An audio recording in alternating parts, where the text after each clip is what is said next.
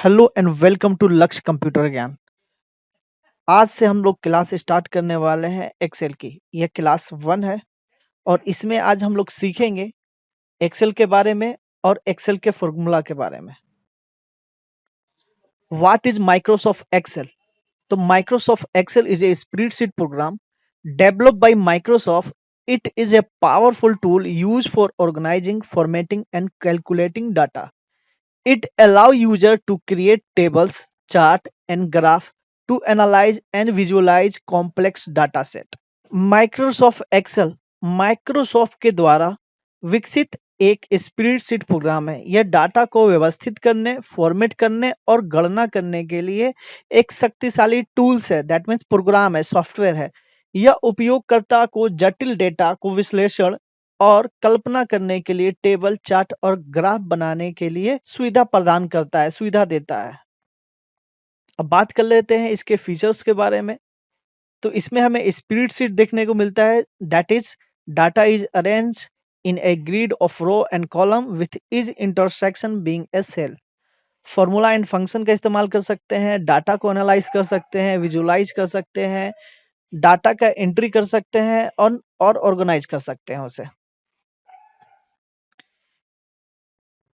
Spreadsheet का मतलब ये हो गया कि डेटा की जो पंक्तियां हैं वो स्तंभों जैसे कि रो एंड कॉलम में मिलेंगी। रो एंड कॉलम का मतलब ये हो गया कि ये आपका रो हो जाएगा और ये इधर जाने वाला आपका कॉलम कहलाएगा। मतलब जो नीचे की तरफ जा रहा है वो आपका रो कहलाएगा। Row indicate number and column indicate name. यहाँ पे हम लोग फॉर्मूला एंड फंक्शन का भी इस्तेमाल कर सकते हैं जो कि आगे जानेंगे, लेकिन उससे पहले हम लोग थोड़ा सा जान लेते हैं इसके रूल्स। एक्सेल को स्टार्ट करने से पहले ये रूल्स आपको जानना बहुत जरूरी है। ये रूल्स आपको एक्सेल सीखने के काम में आएगा। सबसे पहला है वर्कशीट के rules, worksheet and cell rule. Excel में डाटा रो और कॉलम के रूप में होता है। जैसा कि मैंने आपको बताया है कि ये आपका जो है रो हो गया और ये कॉलम हो गया। एक सेल जो होता है intersection of row and column का होता है, जैसे कि A1, B5 ये सब सारा थोड़ा सा देख लेते हैं। अगर हम लोग यहाँ पर जा रहे हैं, एक नेक्स्ट जो है सीट, ये वाला हमारा A1 जो है सेल कहलाता है। अगर यहाँ पे जाते हैं तो ये हमारा G7 कहलाएगा। कैसे कहलाएगा? G यहाँ से और 7 हमारा यहाँ से हो जा रहा है।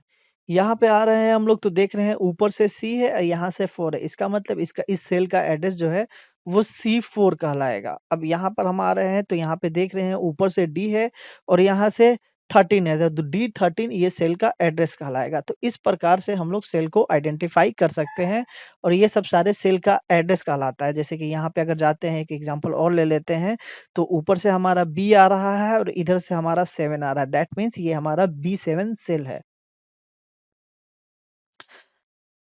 हर वर्कशीट में 10,48,576 रो और 16,384 कॉलम्स होते हैं।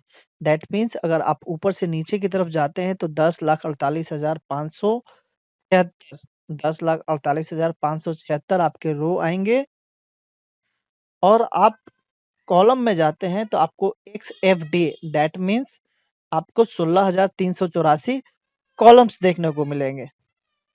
नेक्स्ट चलते हैं फॉर्मूला एंड फंक्शन। फॉर्मूला हमेशा इक्वल टू के साइन से शुरू होगा। एक्सेल के अंदर फॉर्मूला हमेशा इक्वल टू साइन से शुरू होता है।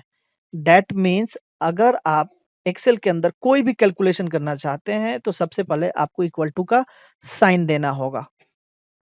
एग्जाम्पल के तौर पे देख लेते हैं, equal to A1 plus B1, ये हमारा ऑपरेटर के माध्यम से हो गया। और नीचे अगर हम लोग देखते हैं तो फंक्शन का इस्तेमाल करके, जैसे कि equal to some A1 colon A10, इस प्रकार से भी हम लोग जो है क्या कर सकते हैं, सम करा सकते हैं।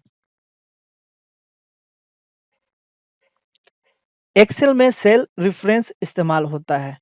एक्सेल के अंदर हम लोग कॉमा का प्रयोग इंडिविजुअल के लिए करते हैं और कॉलन का प्रयोग हम लोग रेंज के लिए करते हैं। हमारे पास डाटा है 4, 6, 5, 8 एंड 9, 8। अगर हम ये वाले डाटा और ये डाटा को ऐड करना चाहते हैं तो हम लोग यहाँ पे लिखेंगे equal to sum, bracket open करेंगे। अब ब्रैकेट ओपन करने के बाद सेल का एड्रेस देंगे B4 और यहाँ पे हम लोग B6 का एड्रेस देंगे। जैसे ही हम लोगों ने B4 कोमा B6 लिया, दैट मीन्स यहाँ पे हमारा ये दोनों सेल सेलेक्ट हो चुका है। इसका मतलब ये है कि इस दोनों सेल को ऐड करके यहाँ पे वो दिखला देगा 46 प्लस 98 इक्वल टू 144। अगर हम चाह रहे थे कि जितना भी हमारा सेल है सब एक साथ ऐड हो जाए एक ही रेंज के अंदर, तो उस टाइम पर हम लोग कॉलन का इस्तेमाल करेंगे, इक्वल टू सम ब्रैकेट, और हम लोग यहाँ पे लिखेंगे B4 कॉलन हम लोग दे देंगे B6। अब यहाँ पे हम लोग देखेंगे कि ऊपर से लेकर के नीचे तक के डाटा को सेलेक्ट कर दिया है। दैट मीन्स अगर हम लोग कॉलन का प्रयोग करते हैं तो डाटा बीच में हो या साइड में हो, कहीं पर भी हो, वो सारे रेंज को सेलेक्ट करेगा वहां से वहां तक। जैसे इंटर करेंगे तो टोटल डाटा को ऐड करके डिस्प्ले रिजल्ट कर देगा। आशा करता हूं कि आपको समझ में आया हो। नेक्स्ट बात करते हैं सेल रेफरेंस। एक्सेल में 3 प्रकार के रेफरेंस होते हैं, रिलेटिव रेफरेंस, एब्सोल्यूट रेफरेंस। यहाँ पे देखते हैं एक और ऑप्शन लिखा हुआ है to lock cell reference click. अगर किसी सेल के रेफरेंस को लॉक करना है तो हम लोग F4 की के मदद से कर सकते हैं। पहला है हमारा रिलेटिव रेफरेंस A1। अगर हम कॉपी करते हैं इसको तो इसके डाटा जो है वो चेंज होता है। अगर हम लोग यहाँ पे डॉलर के साइन के साथ इस्तेमाल करते हैं तो कॉपी करने पर भी डाटा हमारा सेम रहता है। नेक्स्ट आते हैं हम लोग data entry and editing rule. यहाँ पे एक सेल में टेक्स्ट, नंबर, डेट और फॉर्मूला लिखा जा सकता है। डाटा को एडिट करने के लिए हम लोग F2 की प्रेस कर सकते। एग्जाम्पल के तौर पर यहाँ पे जाने के बाद जैसे ही हम लोगों ने F2 प्रेस किया तो ये डाटा हमारा एडिट मोड पर चला जाएगा। अगर आपने गलत एंट्री किया है तो आप अंडो कर सकते हैं बाय प्रेसिंग Ctrl+Z। अब हम लोग एक्सेल का फॉर्मूला स्टार्ट करते हैं। कोई भी कैलकुलेशन करने से पहले हमें इक्वल का साइन देना है। उसके बाद हमें फंक्शन का नाम लिखना है। जैसे हमारा फॉर्मूला का नाम हो गया सम। ब्रैकेट के अंदर सेल का हमें रेफरेंस देना है। यहाँ पे हम लोगों ने बात कर लिया है कॉलन और कॉमा के बारे में बात कर लिया है। इक्वल टू सम हम लोगों ने दिया A1 से लेकर के A10 तक किया, तो ये वैल्यू जो है वो ऐड कर देगा A1 से लेकर के A10 तक।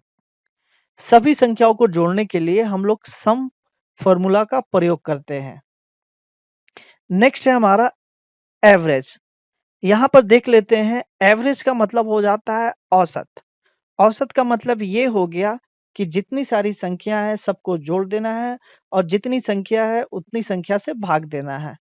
अब हम लोग यहाँ पे देख लेते हैं एवरेज लिखना है, एवरेज के बाद A1 से लेकर के A10 करना है और ये हमारा औसत निकाल करके हमें दे देगा। नेक्स्ट है हमारा फॉर्मूला मैक्स। मैक्स का मतलब हो गया मैक्सिमम। जो डाटा हमारी रेंज के अंदर सबसे बड़ी है वो संख्या निकाल करके हमें मैक्स फॉर्मूला देता है। कैसे करेंगे? Equal to max. मैक्स करने के बाद सेल का रेफरेंस देंगे, वो नंबर फाइंड करके हमें दे देगा कि सबसे लार्जेस्ट नंबर कौन सा है। नेक्स्ट चलते हैं मिनिमम की तरफ। MIN आपको मिनिमम नहीं लिखना है, आपको लिखना है इक्वल टू MIN। सेल का रेफरेंस देना है, ये सबसे छोटी संख्या ज्ञात करके दे देगा। नेक्स्ट चलते हैं फॉर्मूला, बहुत ही इंपॉर्टेंट, बहुत ही अच्छा फॉर्मूला है इफ कंडीशन का। तो ये जो हमारा इफ फॉर्मूला है उसका प्रयोग करने के लिए सबसे पहले हम लोग जो है क्या करेंगे, इक्वल टू इफ लिखेंगे, उसके बाद लॉजिक देंगे। लॉजिक अगर सही होता है तो ये होगा, अगर लॉजिक हमारा फेल होता है तो ये होगा। ये हमारा एक जो है एक्सेल का फॉर्मूला है इफ का, जिसमें दिखलाया गया है कि अगर A1 जो है बड़ा होगा 50 से तो उसे पास करना है, अन्यथा फेल कर देना है।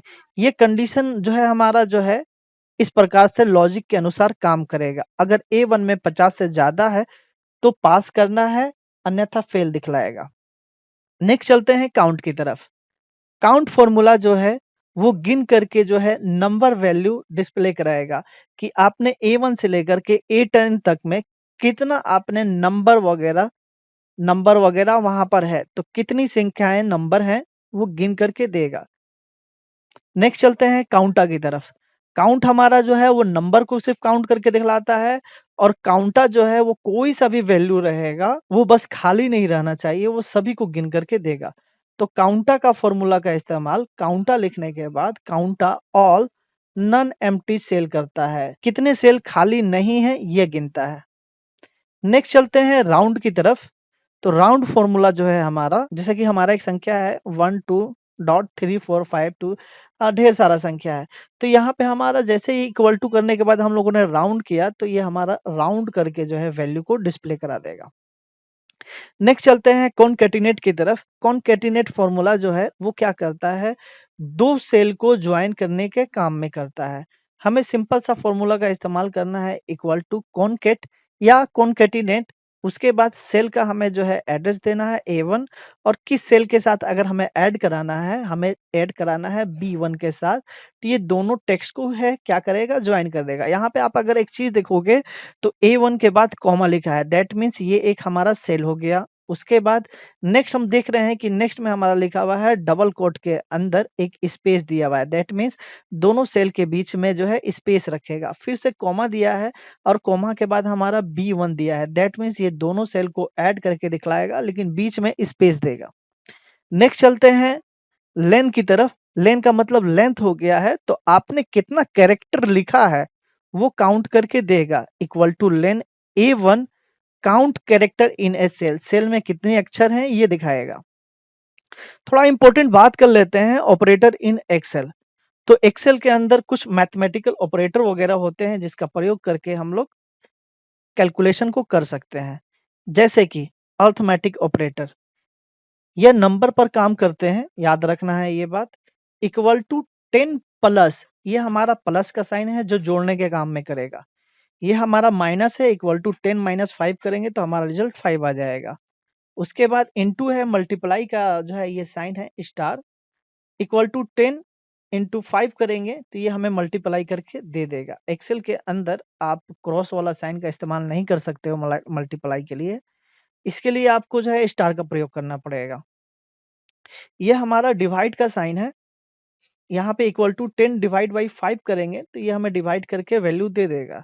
नेक्स्ट है हमारा पावर का, इक्वल टू 2 पावर 3 अगर करेंगे तो ये हमारा घातांक, दैट मीन्स पावर निकाल करके देगा। ये हमारा परसेंटेज का साइन है, प्रतिशत का, इक्वल टू 50% इंटू, ये हमारा परसेंटेज का साइन है, इक्वल टू 50% इंटू 200, तो यहाँ पे हमारा रिजल्ट मिल जाएगा 100। जैसे 200 का 50% हो जाएगा हमारा 100। नेक्स्ट चलते हैं कंपैरिजन ऑपरेटर। ये दो डाटा के बीच, दो सेल के बीच जो है वो तुलना करता है। सबसे पहला है हमारा equal to sign. Equal to sign का अगर प्रयोग करते हैं तो दोनों डाटा हमारा जो है वो बराबर है कि नहीं है वो जानकारी हमें देता है। अगर बराबर होगा तो ट्रू देगा, अदरवाइज फॉल्स देगा। इक्वल टू साइन बराबर का। अगर हम लोग ग्रेटर देन, लेस देन, ये दोनों जो है लेते हैं इस प्रकार से, ग्रेटर देन और लेस देन, तो ये हमको जो है ये बतलाएगा कि दोनों बराबर है कि नहीं है। अगर दोनों वैल्यू हमारा बराबर नहीं है तब हमारा रिजल्ट ट्रू आएगा। जैसे कि यहाँ पे हम देख रहे हैं एक डाटा हमारे पास 5 है, एक डाटा हमारे पास 3 है, मतलब दोनों डाटा जो है वो सेम नहीं है। अगर बराबर नहीं रहेगा तभी ये डाटा हमें ट्रू मिलेगा, अदरवाइज हमें फॉल्स मिलेगा। अगर दोनों डाटा हमारा बराबर रहता तो यहाँ पे हमें फॉल्स मिलता। अब ये वाला जो साइन है ये हमारा साइन ग्रेटर देन का कहलाता है। ग्रेटर देन का मतलब बड़ा। अब यहाँ पे हम लोग एग्जाम्पल देख लेते हैं, इक्वल टू 10 ग्रेटर देन 5। क्या 10 जो है वो बड़ा है 5 से? अगर 10 बड़ा है 5 से तो हमारा रिजल्ट ट्रू मिलेगा। अब नेक्स्ट चलते हैं, ये लेस देन का साइन है। लेस देन का मतलब हो जाता है छोटा। Equal to 10 less than 5। क्या 10 जो है वो छोटा है 5 से? तो 5 से छोटा नहीं है 10, तो ये हमारा फॉल्स हो जाएगा। नेक्स्ट चलते हैं greater than equal to. Greater than equal to का मतलब ये हो जाता है कि या तो बड़ा होना चाहिए या तो उसके बराबर होना चाहिए। तो यहाँ पे चलते हैं equal to 5 greater than equal to 5। क्या ये हमारा जो है लॉजिक सही है या नहीं है? 5 बड़ा है या बराबर है 5 के? नहीं, तो 5 बड़ा के बड़ा तो नहीं है लेकिन बराबर है, तो ये हमारा जो है ट्रू हो जाएगा। अब चलते हैं नेक्स्ट। नेक्स्ट है हमारा लेस देन इक्वल टू।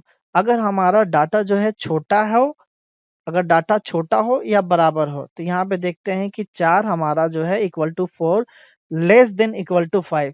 4 जो है वो छोटा होना चाहिए या बराबर होना चाहिए 5 का। तो यहाँ पे हमारा डाटा उस प्रकार से मिल जाएगा। तो ये 5 से जो है छोटा है, इसलिए हमें आंसर यहाँ पे ट्रू देखने को मिल रहा है। नेक्स्ट चलते हैं टेक्स्ट कॉन्केटिनेशन ऑपरेटर, टेक्स्ट को जोड़ने का। तो यहाँ पे हम लोगों ने ऊपर में देखा है अभी कि एक फॉर्मूला था कॉन्केटिनेट का। तो कॉन्केटिनेट जो है टेक्स्ट को ज्वाइन करने के काम में आता था। लेकिन अब हम लोग यहाँ पे देख रहे हैं कि हम लोग एंड का जो है ऑपरेटर का इस्तेमाल करके भी टेक्स्ट को क्या कर सकते हैं, ज्वाइन कर सकते हैं। सिंपली हमें क्या करना है, इक्वल टू, उसके बाद डबल कोट के साथ हमें टेक्स्ट लिखना है और एंड लिखना है, और एंड लिखने के बाद डबल कोट के अंदर हम लोग टेक्स्ट को लिखते हैं। जो भी हमारा स्ट्रिंग टेक्स्ट रहता है वो हम लोग डबल कोट के अंदर लिखते हैं। और यहाँ पे हम लोगों ने बीच में एंड लिख दिया है। दोनों टेक्स्ट को ज्वाइन करके हमारा रिजल्ट जो है हेलो वर्ल्ड आ गया है।